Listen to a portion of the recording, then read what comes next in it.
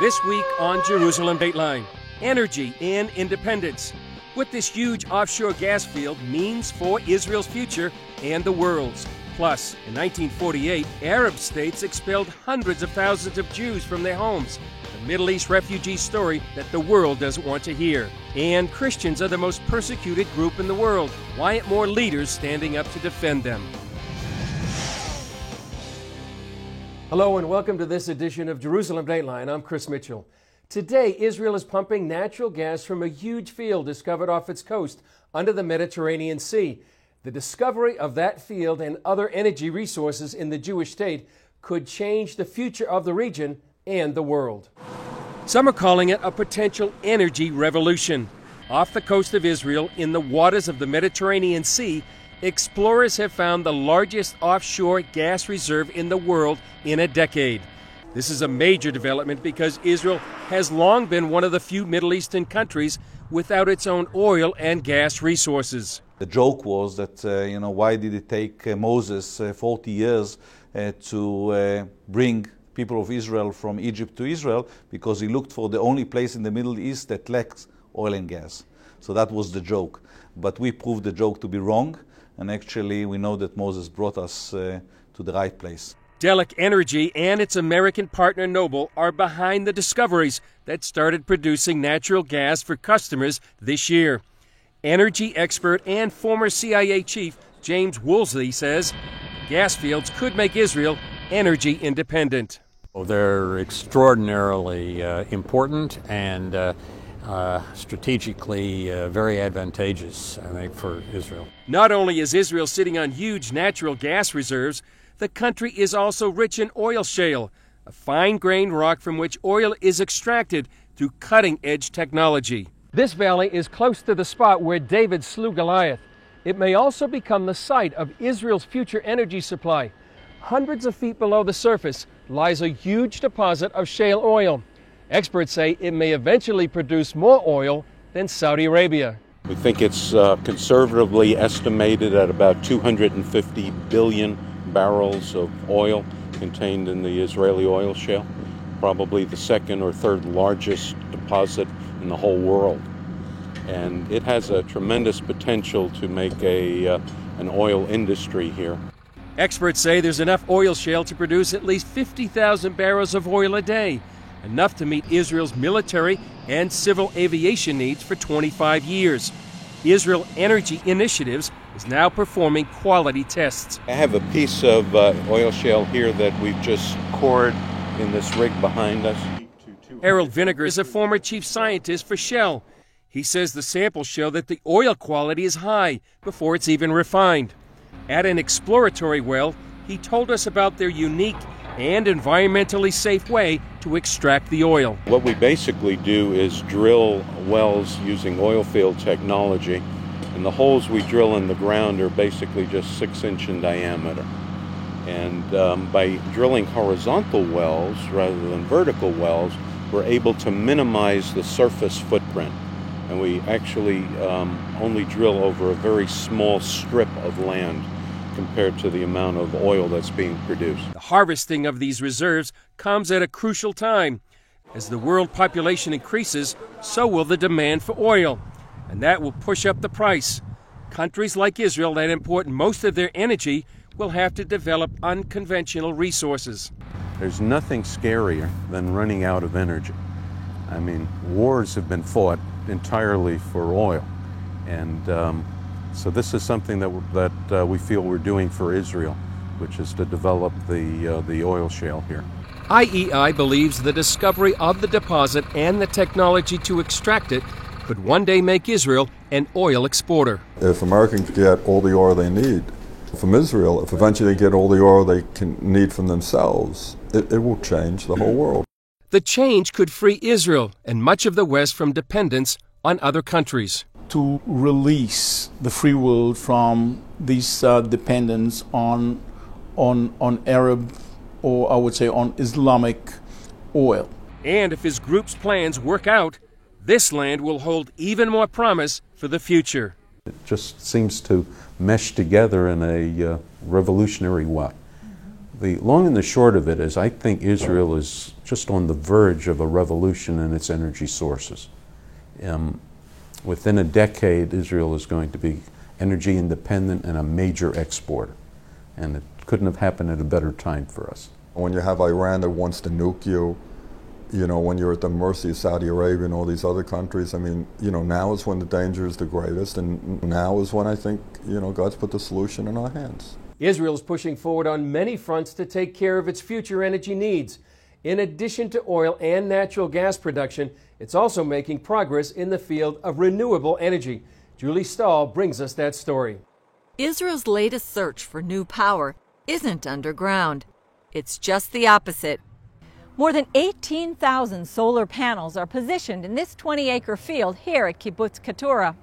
When it's connected to the Israeli power grid, it will supply electricity for the surrounding communities. Arava Power's David Rosenblatt told CBN News the field cost about $20 million, will light up some 8,000 homes, and helps the environment. Solar power really represents a way to get off carbon-based fuels. And today, a lot of what Israel is powered by chiefly is coal.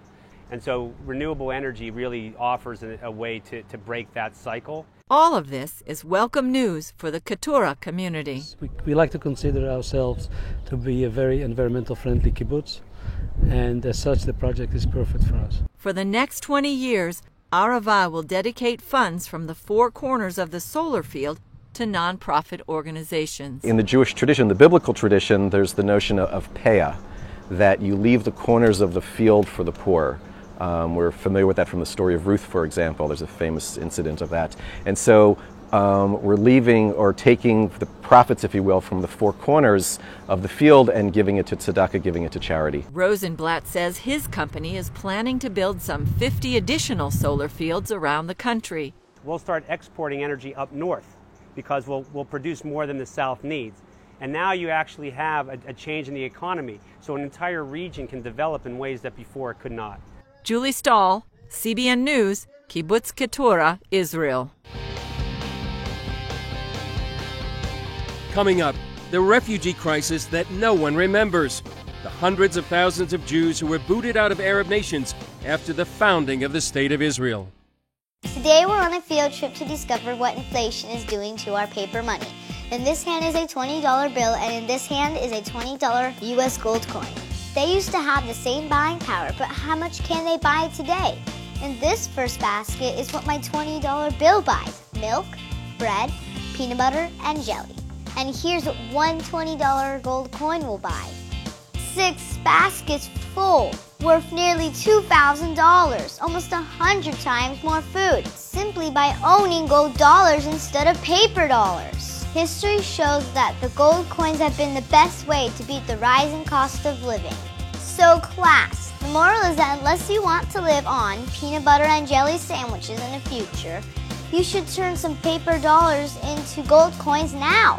How and why is explained in a new book, The Great Debasement. Call the number below for a totally free copy. And that's the simple truth. Help! If an emergency happened right now, you can have help at the push of a button with Medical Alert. Remember when I took that fall, Mary? Oh, yes, that was terrible. Yes, it was. Help! And I thought, what if you hadn't been there? I ordered my Medical Alert the next day. I can't describe how safe I feel now with my Medical Alert. You didn't know I was wearing it, did you? Medical Alert is easy to install, waterproof, and covers you inside your home and out. It helps me feel safe from fires, break-ins. And of course, a Medical Alert. And if you don't have a home phone, don't worry. They have that covered. There's always help at the push of a button. Don't wait till you need it. Get Medical Alert for less than $1 a day. There are no long-term contracts. Order now and get your second button free. Call for your free brochure. For your free Medical Alert system with second button free, call 800-575-8507. Welcome back. The Israeli-Arab conflict is mostly about land. Palestinian refugees demand compensation and the so-called right to return to territory lost in the ongoing conflict. But there's another side to the story that many don't know about. That's the hundreds of thousands of Jewish refugees expelled from Arab lands as a result of the rebirth of the State of Israel. For thousands of years, Jewish communities thrived throughout the Middle East. But all that changed in 1948, when Muslim nations reacted violently to Israel's birth. Jews of Middle Eastern and North African descent, almost 900,000 of these Jews were exiled forcibly from their homes throughout the Middle East and North Africa when the State of Israel was founded. After the 1967 Six-Day War, another wave of persecution hit and forced most of the remaining Jews to leave 11 Middle Eastern and North African countries. Linda Munichen became one of those refugees. Nobody would want anything with the Jews, especially with the incitement going on the radio, in the mosques. So we were labeled like the fifth column. Also, more constraints were put, like you couldn't take out from your own account from the bank more than 100 dinars a month. In 1970, Munichen and her brother left Baghdad for Israel, keeping their flight secret from their father, a prominent lawyer. We didn't even kiss goodbye because I thought we'll meet one day. Anyway, I had to run away through Iran. They escaped into the unknown. I was disguised like an Arab woman, I looked, and my brother bought a very old coat. It was very cold winter. And to our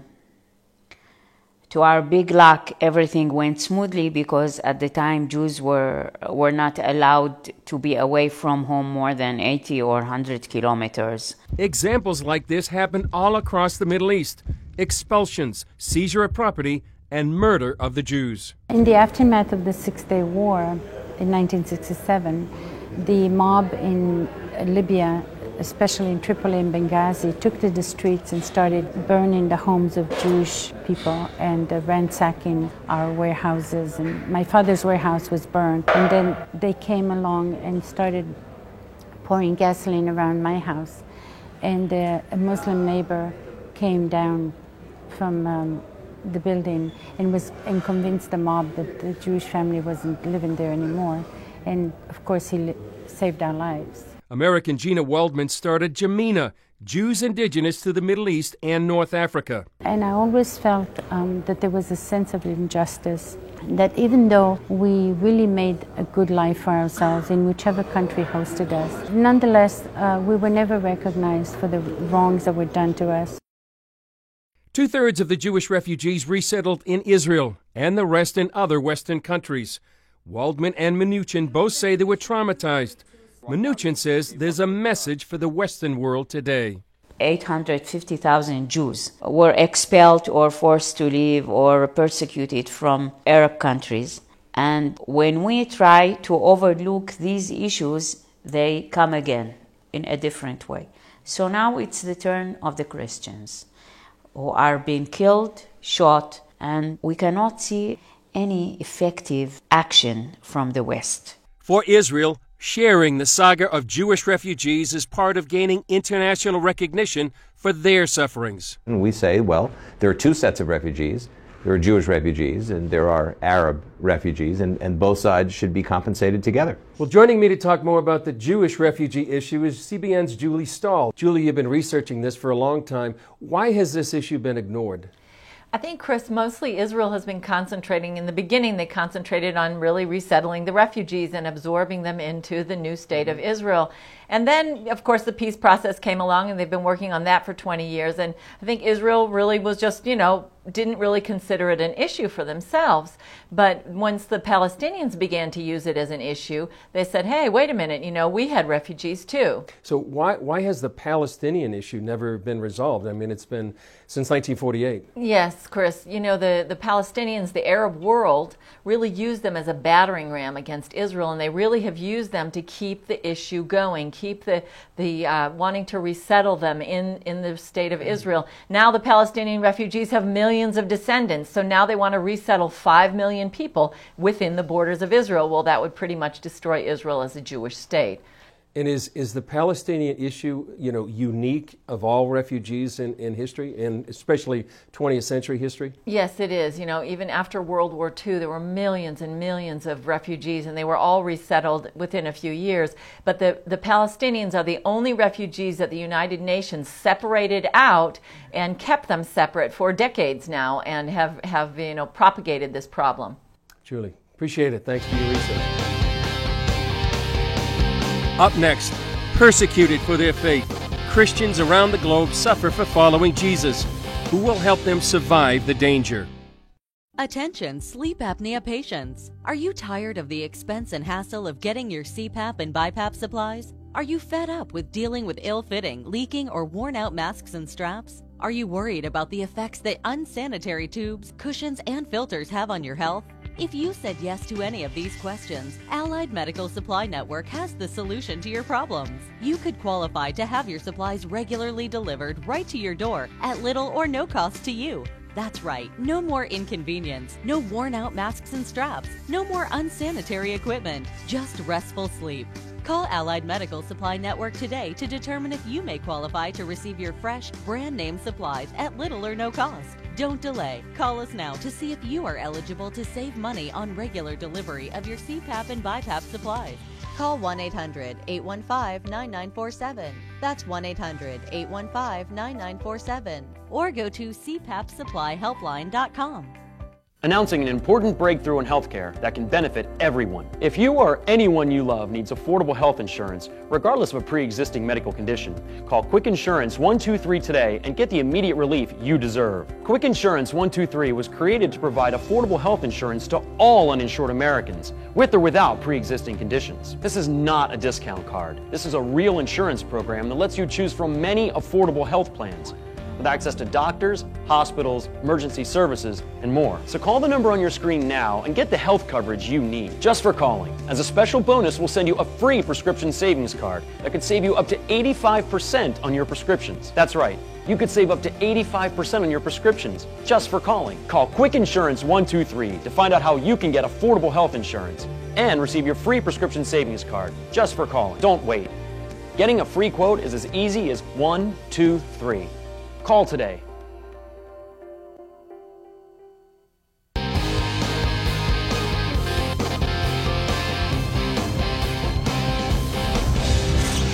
Welcome back. Christians are the most widely persecuted religious group in the world. Recently, 3 of the top experts in the field released an update to their book detailing Christian persecution worldwide. Dale Hurd has that story. Layla Gilbert, Paul Marshall, and Nina Shea have written Persecuted, the Global Assault on Christians. The book chronicles the patterns of repression, abuse, and violence against believers. It's no surprise that one of the worst areas for Christians is the Muslim world, made even worse by the so-called Arab Spring. The authors say the most repressive single country in the world for Christians is North Korea. We have cases that we discuss in our book about North Koreans being shot, summarily executed for being found in possession of a Bible. But the deadliest nation for Christians last year was Nigeria, where thousands died at the hands of Muslim terrorists. Last Easter, of course, a series of churches were bombed, full of worshipers. And this has happened repeatedly, over and over again. The authors blame the current political correct culture for caring less and less about the plight of Christians. What we used to call witnessing as Christians or evangelizing is now called proselytizing, and it's become a dirty word. And the authors blame both the Obama and Bush administrations for turning a deaf ear to the plight of Christians in Iraq and Afghanistan. And the Bush administration, 2/3 of the Christians of Iraq were driven out. And we have it in the book about some conversations we had with Secretary Rice at the time, saying, please speak up for them. And she said, no, we cannot get involved in sectarian affairs. Paul Marshall warned that democracy building will ultimately fail without the protection of religious liberty. Religious freedom is regarded as something on the side. It's what you do on Sunday.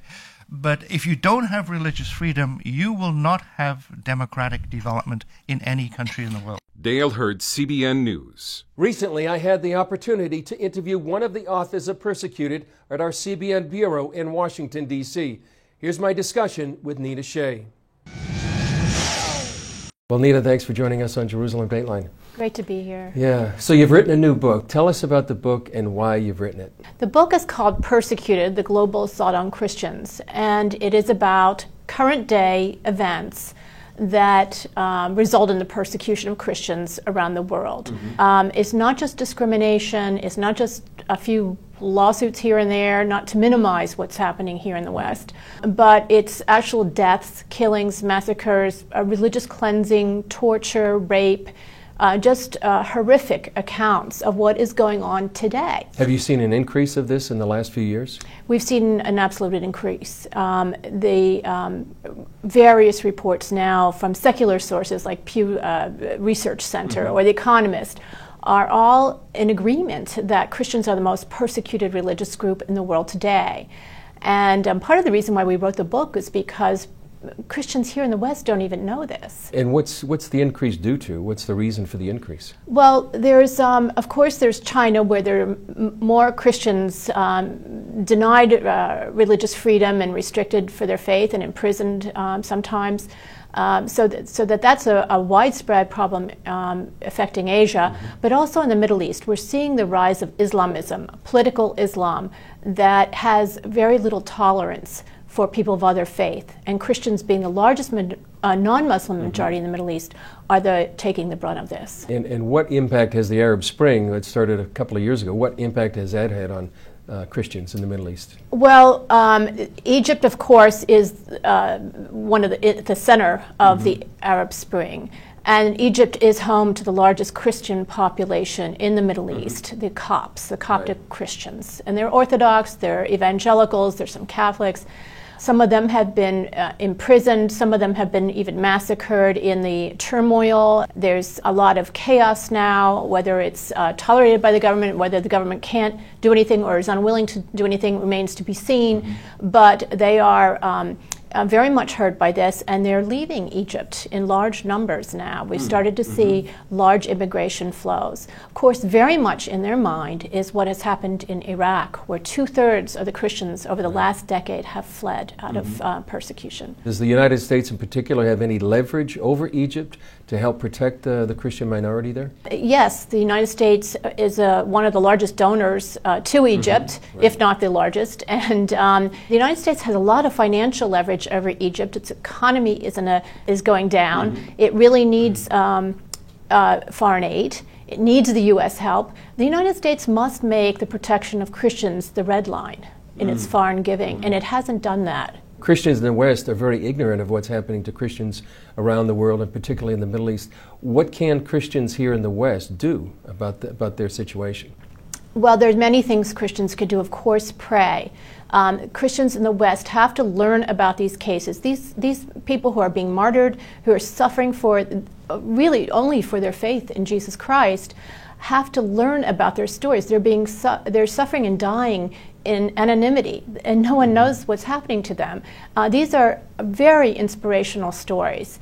And I think that once Christians here know, they can pray specifically for them, and then they can, if they feel inspired, and I do this myself, is contact their congressman, because we in the West have rights of citizenship.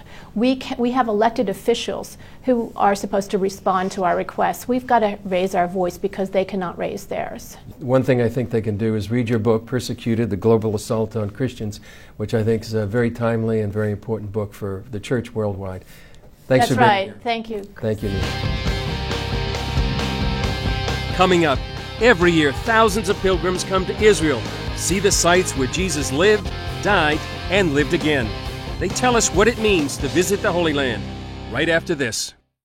When you're driving along and your cell phone rings, do your eyes instantly go off the road? Then you need to get a grip. Hi, David Jones here with the new Grip Go, the most versatile hands-free mount that will instantly grip any phone for safe driving. Just attach the suction cup to your windshield or dash, and Grip Go grabs your phone ultra fast. Then it peels right off. And don't worry, there's no sticky residue left behind. The 360-degree pivoting mount allows you to always get the perfect viewing angle. It's even strong enough to grab and hold this expensive smartphone out the window. Yet it comes right off with ease. That's the advantage of Grip Go. You can get the amazing Grip Go with dashboard mount for only $14.95. We'll send you a second kit free. Just pay separate processing and handling. Get 2 complete Grip Go systems for just $14.95. To order Grip Go for $14.95 plus processing and handling, call 1-800-709-5259 or order online at getgripgo.com. Jim is 38, mortgage, married, 3 great kids. He wants to protect his family with a $500,000 term life insurance policy. What do you think it'll cost him?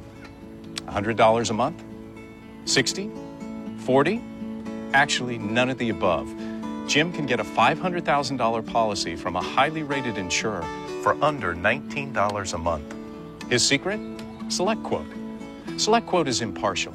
They'll comparison and shop the pick of insurance companies like these to give you a choice of your best prices. SelectQuote has great savings on term life for women, too. Jim's wife, Deidre, can get a $500,000 policy for under $16 a month. SelectQuote has helped make term life insurance affordable for hundreds of thousands of people since 1985. How about you? Just call this number or go to SelectQuote.com. SelectQuote. We shop, you save.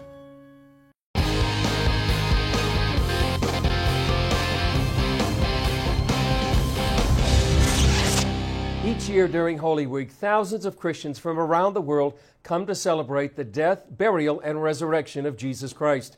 Here's some of the people we talked to on the Via Dolorosa on Good Friday and a clip of the Easter sunrise service from Jerusalem's Garden Tomb. It's awesome to be here. It's an incredible experience, and it's great just to be able to walk the path of Jesus. It's a phenomenal experience to be here, and just imagining how it was a couple thousand years ago to see where Christ walked and the Passion. It's awesome. It's a dream come true, right? But we were just saying, it must have been exactly what it was like for Christ when he came down this Via Dolorosa with the mobs and the police and the cruelty and the just craziness. I can feel how my Christ has been suffering on this way, but then on the other hand, being very grateful that he was not staying dead, but he's risen, and we can celebrate that. Each year, Christians from around the world come here to the Via Dolorosa to retrace the steps of Jesus on his way to the crucifixion. The good news is that the story doesn't end on Good Friday, but goes on to Easter Sunday. You can trust this, that Jesus loves you. This I know, for the Bible tells me so. And if you give your life to him, he will give you life without limit and life without end.